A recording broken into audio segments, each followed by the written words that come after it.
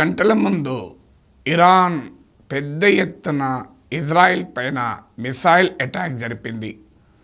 ఇజ్రాయిల్లోని ప్రధాన నగరాలైన Tel Aviv, జెరూసలంలపై కూడా Iran missiles attack జరిగింది.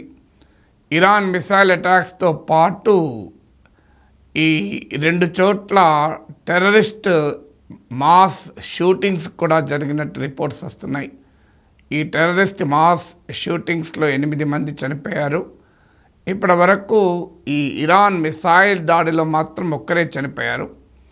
ఇరాన్ మిలిటరీ టార్గెట్లను ఇజ్రాయెల్ స్పై ఏజెన్సీ మొసాద్ను టార్గెట్గా చేసుకొని, ఇతర ఎయిర్ బేస్లను టార్గెట్గా చేసుకొని ఇరాన్ మిసైల్స్ దాడి చేశాయి.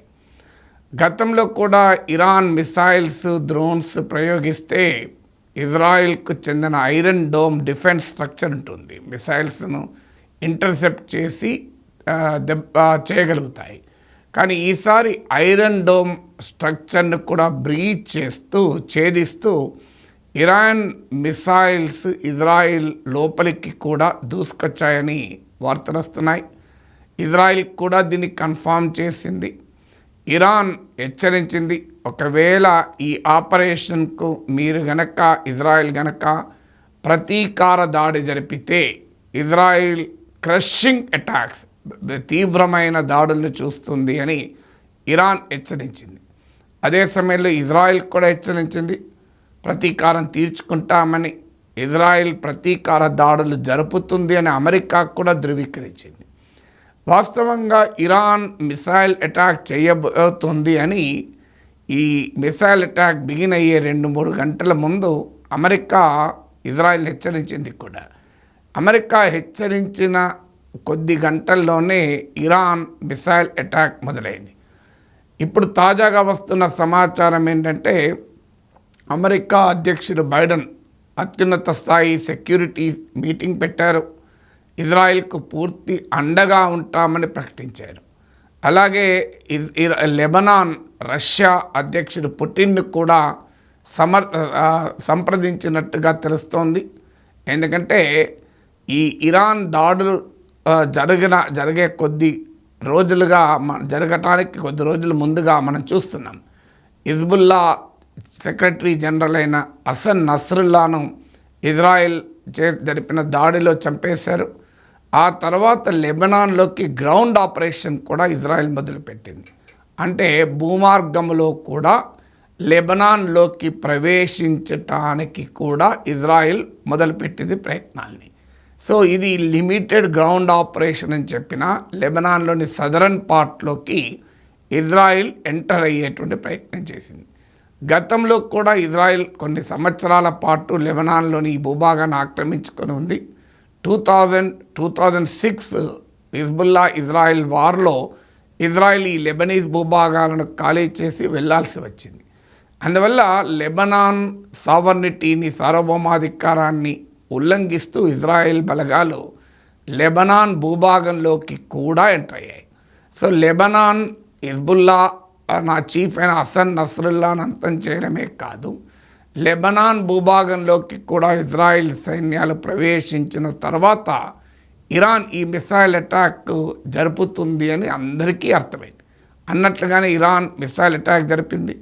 సో లెబనాన్ ఆల్రెడీ రష్యా అధ్యక్షుడు పుటిన్ను సంప్రదించారంటున్నారు.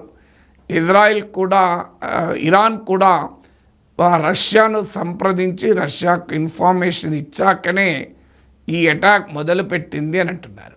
అంటే ఇజ్రాయెల్ తరఫున అమెరికా, ఇరాన్ల తరఫున రష్యా కూడా స్టాండ్ బైగా ఉన్నాయా అన్న అనుమానం కలుగుతుంది. అమెరికా అయితే బహిరంగంగానే ప్రకటించింది, మేము ఇజ్రాయెల్ రక్షణకు సర్వశక్తులు ఒడ్డుతాం, ఇజ్రాయెల్ను డిఫెండ్ చేస్తామని అమెరికా ప్రకటించింది. అయితే ఇంకా రష్యా ప్రకటించలేదు. డెఫినెట్గా Russian president Putin will be very happy. ఎందుకంటే ఇప్పుడు ఉక్రెయిన్కు అమెరికా, నాటో బలగాలు సహాయం చేస్తున్నాయి. ఇక ఉక్రెయిన్ కన్నా ఇప్పుడు అమెరికాకు కాపాడుకోవాల్సింది ఇజ్రాయెల్ అవుతుంది. ఉక్రెయిన్తో పోలిస్తే ఇజ్రాయెల్ అమెరికాకు మరింత వ్యూహాత్మక మిత్రదేశం కూడా. సో అందువల్ల అమెరికా రెండు ఫ్రంట్లలో పోరాడాల్సి ఉంటుంది, అటు ఉక్రెయిన్ ఫ్రంట్లో ఇటు ఇజ్రాయెల్ ఫ్రంట్లో. కానీ రష్యా అందువల్ల డెఫినెట్గా తన సమీపంలో ఆ కాన్సన్ట్రేషన్ పోతుంది కనుక ఇది రష్యాకి అడ్వాంటేజ్గా మారుతుంది. రష్యా ఆల్రెడీ సిరియా, ఇరాన్ ఈ దేశాలతో మంచి సంబంధాలు కలిగి ఉంది. అందువల్ల ఈ వార్ ఎటువైపు దారి తీస్తుందో అనేది ఇప్పుడు ఆందోళన కలుగుతుంది. ఎందుకంటే గతంలో ఇరాన్ ఇజ్రాయెల్ పైన అటాక్ చేసింది, ఇజ్రాయెల్ ఇరాన్ పైన కూడా అటాక్ చేసింది. ముఖ్యంగా సిరియాలోని రాయబార కార్యాలయంలో ఇరాన్ ఎంబసీ పైన, ఇరాన్ డిప్లొమాటిక్ ఆఫీస్ పైన ఇజ్రాయెల్ జరిపిన దాడిలో ఇరానియన్ జనరల్ చనిపోయాక మేము అటాక్ చేస్తామని ఇరాన్ ప్రకటించింది కూడా. కానీ ఆ ప్రకటన తర్వాత ఇరాన్ వాస్తవంగా అటాక్ చేసినా కూడా అది లిమిటెడ్ అటాక్, ఏ మిసైల్ కూడా ఇజ్రాయెల్ లోపలికి వెళ్ళలే. ఒక రకంగా సింబాలిక్ అటాక్ మాత్రమే చేశారు. ఇజ్రాయెల్ వాటన్నిటిని ఇంటర్సెప్ట్ చేసింది. ఇజ్రాయెల్ కూడా ఇరాన్ న్యూక్లియర్ ఫెసిలిటీ ఉన్న నగరం పైన సింబాలిక్గానే అటాక్ చేసింది, ఎక్కడా నష్టం జరగలేదు. కానీ ఇప్పుడు తాజాగా ఇరాన్ జరిపిన అటాక్ సింబాలిక్ అటాక్గా కనిపించడం లేదు, చాలా సీరియస్ అటాక్గానే కనిపిస్తుంది. ఇటు ఇజ్రాయెల్ అనేది గత ఏడాదిగా మాపై ఇరాన్, దాని ప్రాక్సీసు అన్ని వైపులా దాడులు చేస్తున్నాయి, అందువల్ల మా దేశ రక్షణకు మేము దాడులు చేయాల్సిందే అని ఇజ్రాయెల్ వాదిస్తుంది, అమెరికా వాదిస్తుంది. కానీ అమెరికా పదే పదే ఇజ్రాయెల్కి చెప్తూ వచ్చింది కాల్పుల విరమణ జరపండి, సీజ్ ఫైర్ అని. ఈవెన్ ప్రెసిడెంట్ బైడెన్ కూడా పిలిపించాడు, కానీ ఎక్కడా ఇజ్రాయెల్ కాల్పుల విరమణకు అంగీకరించలేదు. ఈ తాజా రౌండ్ ఎపిసోడ్ మనము సీక్వెన్స్ ఆఫ్ ఈవెంట్ చూస్తే ఇజ్రాయెల్ ఆర్గ్యుమెంట్ మా సెల్ఫ్ డిఫెన్స్ కొరకే మేము దాడులు చేస్తున్నామన్నది ఇజ్రాయెల్ ఆర్గ్యుమెంట్ కాదు, మమ్మల్ని అనివార్యంగా ఈ సిచ్యువేషన్కు ఇజ్రాయెల్ నెట్టివేస్తుంది అన్నది ఇరాన్ వాదన. సో ఎక్కడ ప్రారంభమైంది, ఎటు తిరిగింది అనేది చూస్తే ఇజ్రాయెల్ వాదన సరైందా, ఇరాన్ వాదన సరైందా అని మనకు అర్థమవుతుంది. ఇజ్రాయెల్కు అరబ్ దేశాలకు మధ్య చారిత్రకంగా వార్స్ జరుగుతూనే ఉన్నాయి. కానీ ఈ లేటెస్ట్ రౌండ్కు ఫస్ట్ ప్రొవకేషన్ అక్టోబర్ 7, 2023 హమస్ ఇజ్రాయెల్పై జరిగిన దుర్మార్గపు దాడిలో అనేక మంది సివిలియన్స్ చనిపోయారు, 1200 మంది చనిపోయారు. ఇజ్రాయెల్ పౌరుల్ని హమస్ ఖైదీలుగా తీసుకెళ్ళిపోయింది. ఈ దాడి జరిగిన తర్వాత ఈ దాడి ఫస్ట్ ప్రొవకేషన్, ఈ ఫ్రెష్ రౌండ్ ఆఫ్ అటాక్స్కు ఫస్ట్ ప్రొవకేషన్ ఇజ్రాయెల్ పైన హమస్ జరిపిన దాడి. అయితే హమస్ వాదన ఏంటంటే ఈ దాడికి కూడా కారణం ఉంది, మమ్మల్ని అష్టదిగ్బంధనం చేశారు, గాజా ప్రాంతం నుంచి ఏ సరఫరాలు లోపలికి రాకుండా ఇజ్రాయెల్ అడ్డుకుంటుంది, పాలస్తీనీలు బయటికి వచ్చి ఇజ్రాయెల్లో ఉపాధి కూడా చూసుకోకుండా చేశారు. అన్ని వైపుల నుంచి పాలస్తీనా వెస్ట్ బ్యాంక్ను, గాజాను ఇజ్రాయెల్ దిగ్బంధం చేసిన తర్వాత మాకు మరో మార్గము లేదు, కంటిన్యూస్గా మమ్మల్ని ఒక రకంగా బందీలుగా మార్చేసింది ఇజ్రాయెల్ అన్ని వైపుల నుంచి బ్లాక్ చేసి అని. అలాంటప్పుడు మాకు ఇంకో మార్గం లేక మేము ఇజ్రాయెల్ పైన దాడి చేస్తామన్నది హమస్ వాదన. దాడికి హమస్ ఏ కారణం చెప్పినా దాడి మాత్రం దుర్మార్గమైంది, ఎందుకంటే పౌరులపైన అటాక్ చేశారు. ఇక అక్కడ మొదలైన ఇజ్రాయెల్ దాడులు కంటిన్యూస్గా కొనసాగుతూనే ఉన్నాయి. ఫస్ట్ అటాక్ హమస్ చేయవచ్చు, హమస్ దానికి రీజన్స్ ఉన్నాయని చెప్పవచ్చు. కానీ అక్కడ మొదలైన తర్వాత హమస్ పైన 1 ఇయర్గా ఇజ్రాయెల్ యుద్ధం జరుపుతూ వస్తుంది. ఇప్పటికీ 40,000 మందికి పైగా చనిపోయారు. హమస్కు మద్దతుగా హిజ్బుల్లా రంగంలో దిగి సౌత్ లెబనాన్లోని హిజ్బుల్లా ఇజ్రాయెల్ పైన అటాక్ చేయడం మొదలుపెట్టింది. దాని ఫలితంగా ఇజ్రాయెల్ లెబనాన్ సరిహద్దుల్లో ఇజ్రాయెల్ భూభాగంలో 60,000 మంది దాకా నిరాశ్రయులు కూడా అయ్యారు. దీంతో ఇజ్రాయెల్ హిజ్బుల్లా పైన అటాక్ మొదలుపెట్టి 800 మంది ఇప్పటి వరకు హిజ్బుల్లా ఫైటర్స్ కూడా చనిపోయారు. ఆ తర్వాత హమస్కు మద్దతుగా యెమెన్లోని హూతీ తిరుగుబాటుదారులు రియాక్ట్ అయ్యారు, వారిపైన కూడా ఇజ్రాయెల్ మిసైల్స్ ప్రయోగించింది. ఇరాన్ వీళ్ళందరికీ మద్దతు ఇస్తోంది. ఈలోగా ఇజ్రాయెల్ టెన్షన్స్ కూడా మొదలయ్యాయి. పదే పదే అమెరికా మీరు సీజ్ ఫైర్ పాటించండి అని, అటు గాజా విషయంలో కూడా శాంతి ఒప్పందం కొరకు ప్రయత్నాలు అమెరికా, ఖతార్, ఈజిప్ట్ చేశాయి. అలాగే హిజ్బుల్లా ఇజ్రాయెల్లో కూడా కాల్పుల విరమణ జరపమని అమెరికా పదే పదే పిలిపించింది. యునైటెడ్ నేషన్స్ జనరల్ అసెంబ్లీ కూడా పిలిపించింది. ఇది ఎక్కడో ఒక చోట ఈ వార్ ఫుల్ స్టాప్ పెట్టాలి, నీవు ముందా నేను ముందా అని మొదలు పెడితే ఇది ఫుల్ స్కేల్ వార్గా దారితీస్తుంది. ఇది ఫుల్ స్కేల్ రీజనల్ వార్గా దారితీయకుండా చర్యలు తీసుకోవాలని ప్రపంచమంతా ఇజ్రాయెల్కి విజ్ఞప్తి చేసింది. అయినా కూడా ఇజ్రాయెల్ అంగీకరించకుండా కంటిన్యూస్గా తన అటాక్స్ మొదలుపెట్టింది. సిరియాలోని ఇరాన్ డిప్లొమాటిక్ కార్యాలయంపై అటాక్ చేయడంలో ఇరాన్ జనరల్స్ చనిపోయారు. హిజ్బుల్లా చీఫ్ అయిన హసన్ నస్రుల్లాతో పాటు సీనియర్ లీడర్షిప్లో చాలామందిని ఇజ్రాయెల్ ఈ దాడుల్లో అంతం చేసింది. తర్వాత ఇరాన్ భూభాగంలో టెహ్రాన్లో గెస్ట్గా వచ్చిన హమాస్ పొలిటికల్ చీఫ్ అయిన ఇస్మాయిల్ హనియేను ఇజ్రాయెల్ అటాక్లో ఇస్మాయిల్ హనియేను చంపేసింది. సో ఇరాన్ వాదన ఏంటంటే, చూడండి, మా దేశంలో ఉంటున్న వ్యక్తిని ఇజ్రాయెల్ స్పై ఏజెన్సీ వచ్చి చంపేసిన తర్వాత ఇది మా దేశ సావర్నిటీ పైన అటాక్ కాదా? అలాగే సిరియాలోని మా రాయబార కార్యాలయంపై అటాక్ చేసింది, ఇది సిరియా సావర్నిటీ పైన అటాక్ కాదా? ఇప్పుడు ఏకంగా లెబనాన్లోని హిజ్బుల్లా స్థావరాలను అటాక్ చేయడమే కాకుండా లెబనాన్లోకి గ్రౌండ్ ఆపరేషన్ కూడా చేసి లెబనాన్ భూభాగంలోకి ఇజ్రాయెల్ ప్రవేశించింది. ఇది లెబనాన్ సావర్నిటీ పైన అటాక్. అలాగే గాజాలోకి అయితే పూర్తిగా ఇజ్రాయెల్ ఎంటర్ అయింది.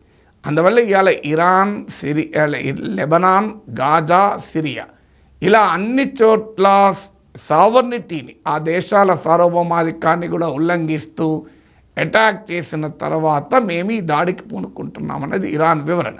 అందువల్ల మేము UN చార్టర్ ప్రకారమే అటాక్ చేస్తున్నామంటూ ఇరాన్ వాదిస్తోంది.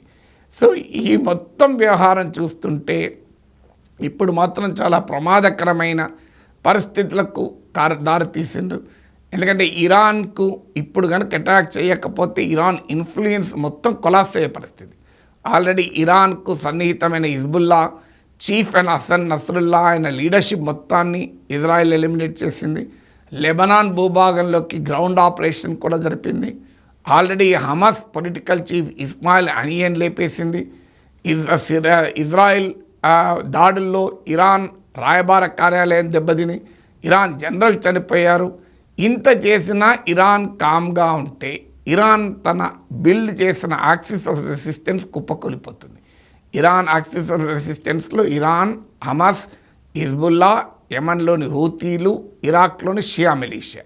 సో ఈ యాక్సిస్ ఆఫ్ రెసిస్టెన్స్ నిలబెట్టుకోవటానికి ఇరాన్ ఈ దాడులు జరిపింది అని పరిశీలకులు భావిస్తున్నారు. పోనీ ఇక్కడికైనా ఆగుతుందా అంటే సవాలే లేదు, మేము వదిలే ప్రసక్తే లేదని ఇజ్రాయెల్ ప్రకటించింది. ఇజ్రాయెల్కి మద్దతుగా అమెరికా వచ్చింది. ఒకవేళ ఇజ్రాయెల్ కనుక మళ్ళీ ప్రతీకార దాడులు జరిపితే ఈసారి మామూలుగా ఉండదని ఇరాన్ ప్రకటించింది. సో ఈ పరిణామ క్రమం ఎక్కడికి దారి తీస్తుంది అన్న ఆందోళన పెరుగుతుంది. ఆల్రెడీ ఇరాన్లోని హార్డ్ లైనర్స్ ఇప్పటికే డిమాండ్ మొదలుపెట్టారు, మనము అణుబాంబు తయారు చేయడం తప్ప మరో మార్గం లేదు, అప్పుడు మాత్రమే ఇజ్రాయెల్ వింటుంది అంటూ ఇరాన్లో అతివాదులు మొదలయ్యారు. ఇజ్రాయెల్లో కూడా అతివాదులు ఫుల్ స్కేల్ ఈ ప్రాంతం ఎంత నాశనమైనా సరే యుద్ధం చేయాల్సిందే అంటే ఇజ్రాయెల్లో కూడా ఫార్ రైట్ వాదిస్తోంది. అందువల్ల ఈ పరిణామాలు చూస్తుంటే చాలా ప్రమాదకరమైన సంకేతాలు అయితే కనిపిస్తున్నాయి.